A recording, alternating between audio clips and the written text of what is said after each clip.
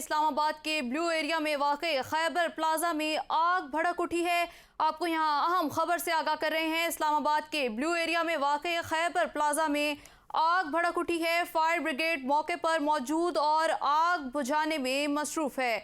इसी हवाले से हमारे साथ नुमाइंदा ABN शाफे मुगल मौजूद हैं, जिनसे हम मज़ीद तफसीलात जानेंगे।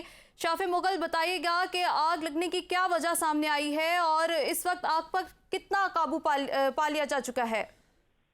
जी बिल्कुल, इस वक्त जो है वो मुकम्मल तौर पर आग पर काबू पा लिया गया है। अगर हम बात करें यहाँ पर आग किस वजह से लगी, तो इब्तदाई इतलात के मुताबिक शॉर्ट सर्किट के बायस जो है रहायशी कमरे में आग लगी थी। और हमारी रेस्क्यू अकाम से बात हुई है तो उनका कहना था कि यहाँ पर जो कि बिस्तर और कपड़ों की वजह से आग जो थी भड़की थी, और इस वजह से यहाँ पर कमरे के अंदर कोई मौजूद ना होने की वजह से कोई जानी नुकसान नहीं हुआ।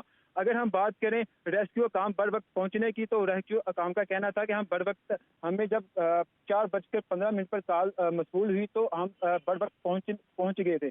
और इसके अलावा उनका कहना था कि 4:40 पर मुकम्मल तौर पर आग को काबू पा लिया गया था। जी बहुत शुक्रिया शाफे, तफसीलात से आगाह करने के लिए।